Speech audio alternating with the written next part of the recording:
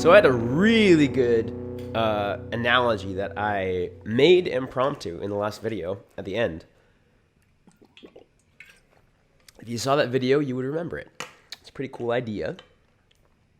It's how to fit money into a fulfilling life. And one of the main things to talk about, the first out of two main things to talk about, the second one is the analogy, which is going to make everything super clear for you because it just completely set all the thoughts that I have about money and living a passionate life on the same line. And it was just, oh my God, it was perfect. It just succinctly put everything in the same picture, in the same boat. So I'm really, really happy with this analogy I created. I'm going to put this light closer to me so that my lighting is better. There you go. But first, I'm going to talk about an important thing that you need to think about beforehand, and that is the difference. There's two paths when it comes to how to make money, how much you want to make. First path is I want to make as much as possible. That is optimization. Second path is I want to make enough to make me happy, and that is fulfillment. So, satisfaction. Do you want to optimize the amount of money you make, or do you want to satisfy your needs? Neither of them are right or wrong, but if you want to keep watching my content and get something from it, then I teach the people who want to satisfy their needs. If you want to go ahead and achieve as much money as you want, absolutely nothing wrong with that. I think that's an awesome thing. There are certain things that I would say that's completely immoral, like living a life of a con man or lying to people or leading people on. I would say that is immoral, and I think that's wrong, and I think that you shouldn't be. If you want to live in a hermit in the woods and not talk to anybody, go ahead and live like that because you won't hurt anybody. But I don't know. I don't respect anyone who lives a life based on lies. But when it comes to satisfaction versus optimization, neither of them are right or wrong. It's just different ways to look at money. I teach satisfaction. What that means is, what are your needs? How do you satisfy them on a consistent basis? You don't necessarily need to make more than that, right? For money, and this is the analogy part. It's an awesome analogy that I came up with on the spot. I'm really fucking happy about it because I've been thinking about this stuff for years, which is why I have a channel about this. I had this channel for years. I've archived a lot of the old videos because they don't reflect my views anymore.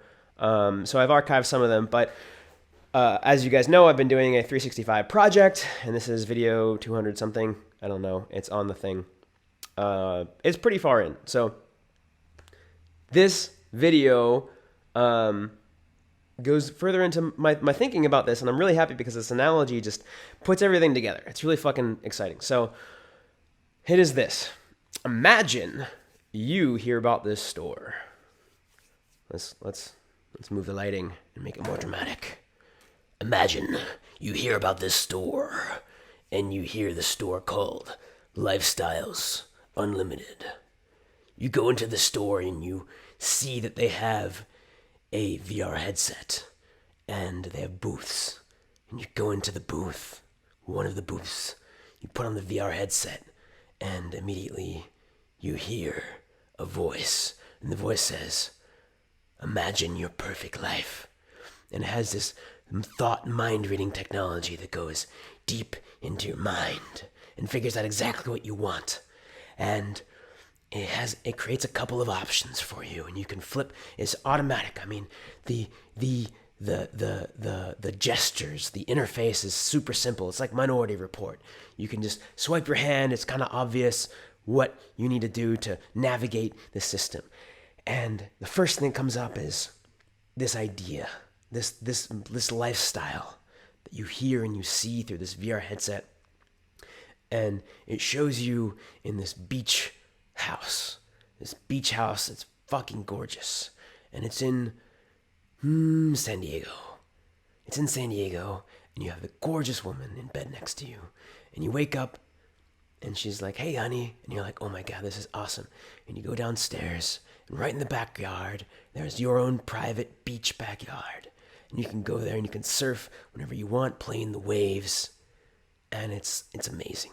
And you have all your money coming in from investments, You don't have to worry about a thing. You have a lot of wealth, money coming in from investments automatically, $200,000 a year after taxes coming in from investments, and you're just at peace, right? So that's the first option. And then you swipe right, and the second one you see is you living in a cabin, and you having a nice pond in your backyard, and you have a very gorgeous lady, more hardy than the beachfront lady. Beachfront girl is like the type of girl that would take photos and put them on Instagram because she's gorgeous and she sunbathes with you and likes to play in the water. But this woman is strong, and she goes and helps you with the work, and you feel like you guys are building something together. You're building this homestead in the middle of the woods, and you have these little kids that hang out with you, and that you raise these kids, and these kids are your kids together, and you're building this homestead and this family in the middle of Texas, and it feels so homely. And you swipe through all these different various lives. Like there's a life of a successful businessman that travels the world and gives talks and does deals, and there's different lives you can swipe through, and you figure out that this particular one is your ideal life. Like if you had no wants or desires in life, no more wants, everything was satisfied, this life would be your life. Whatever it is, there's a lot of things you can change. That particular life is your life, right? You want that life so badly. And then you're like, you know what? I want this one. And the VR headset, it knows which one you want. It knows it. And it knows it. It's like, okay, this is the perfect one. This is the one you chose. By the way, the price tag is $300,000 per year, right? Now that $300,000. Say it was one where you're traveling you're traveling maybe half the time, and you're seeing new places, and you're making money being a content creator like me, putting your things out on YouTube and getting subscriptions. You have a Patreon, and you have people sponsoring you, and you sell merchandise. You're like trendsetter or something, like trendsetter worldwide, and that's like what you put on all your t-shirts that you sell, and you have like ebooks about taking travel photos, and you sell all that stuff, and that's how you make a ton of money, enough money to travel the world, and that's your life, right? So they say that's the one you chose, and you just like, oh, $300,000 a year is how much it would cost in this lifestyle store, and they're like, okay, well, you can buy it right now for a subscription of $300,000 a year, right? That is what I'm talking about when I say satisfy your need, right? And that say that $300,000 was created by being like, okay, you need a central place to live. How much would rent be, say, I live in Austin. Let's just say Austin because I live here. How much would rent be in Austin for a whole year of a nice place, since you're not going to travel all the time, just half the time? How much would rent be? Okay, say like a luxury apartment in Austin, a luxury one bedroom, a really, really, really nice one bedroom that's comfortable for you, that fills all your needs, is $2,500 a month, which is about accurate. So that's $2,500. That's like $30,000 a year or so. I think I did that math right. I'm pretty sure that would be $30,000 a year. So that's $30,000. It's like, okay, so you're gonna get, and then let's say you wanna travel first class, and you wanna go to a new place every few weeks for like half the year, right? So you're traveling half the year. It's like all the cost of that, and all the cost of, say, your photography equipment, and all the cost of, say, like travel insurance, and making and eating good food around the world, and having good experiences when you go places. You don't want to go to the cheap hotels. You don't need to go to the most expensive hotels, but you want to go to a hotel that's nice and comfortable and meets all your needs, and makes you feel comfortable, right? And adding all that up, that would cost $300,000 a year. Like $300,000 isn't just some made up number that the lifestyle store gave you. They added all the costs up, and they did all that for you, and that's how much it costs, right? And if you gave them $300,000 a year, they would put you in that lifestyle, right? That is the number. Do that with, first of all, figure out what lifestyle you would choose within that VR headset, and then add up everything. And obviously you might not be 100% correct. I would say add some extra money just in case, and say you added up everything, it was $200,000 a year. I don't know, multiply it by, add an extra 40%. So that's like $280,000 a year. And that's after taxes, so add another 30%. So that's like I'm completely making up this number, but it's roughly $350,000 a year. So you're like, okay, I need to make $350,000 a year to buy this lifestyle. That is your number. So take the number that you would think. So first of all, pick the lifestyle. Take the number that you would think it would be when you add everything up. Add 40 or 50% just to be sure, because you might have done the math wrong and forgot about certain things and emergencies come up and stuff. And then add like 30 or 40% extra of tax. Because in America, the highest tax bracket, it's like something like 30 or 40%. For capital gains, I know it's something like 35. For income, it's probably a bit more. If you live in another country, it's going to be even more. Most other Western countries have higher tax than the U.S., so it'll probably be a lot more. Add whatever tax is at that tax bracket, and you'll get a number. So when you do that, you'll get a number, and that is the number that you should shoot for. That's the number that you want to make. You want to make that number because when you make that number, you can buy that lifestyle, right? And it's not necessarily you buy it at the end. You kind of gradually go into it. You gradually put the You gradually put the pieces of that lifestyle into your life. I need to reposition this because it's getting in the way of my hand movements. I don't need dramatic lighting anymore.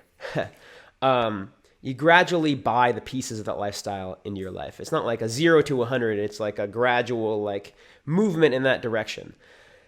But that's what you need to do. That's what I mean by satisfaction versus optimization. And that's what I mean by the best way to utilize money in your quest for living a passionate life. I hope this helped give you clarity, because it gave me clarity to explain it. And if I were trying to give myself the best advice to build a passionate life 5 years ago, this is probably what I'd give myself. I am not currently making the amount of money I need to buy my passionate life. I'm in the process of that, but I philosophize about this a lot. I've done it for years. It's pretty much the main and only thing I've thought about for my whole life. And I've sacrificed so much and gone so far in my journey towards living a passionate life that I know I can give you some solid advice that can help you out a ton. I dropped out of college and traveled the world while I was young because I knew that was way more important than me than getting a computer science job or a computer science degree that I would never use because I hate computer science. And then I tested that later by getting a computer science job and rage quit after a month because I hated it so much. So, and in the process of dropping out of college, I lost all my family's support and was essentially a pariah for a few months. Most of my family didn't want to talk to me, didn't want to speak to me, and wanted to convince me to go back to college, and tried very, very, very hard to do so for a few months. And so I sacrificed my family's financial support. I sacrificed my stability. I sacrificed a fuck ton, a metric fuck ton. I was literally on the streets of Medellin for 2 nights. Medellin, Colombia, dangerous fucking place. Because I was counting on my family's support, and they reasonably decided not to support me.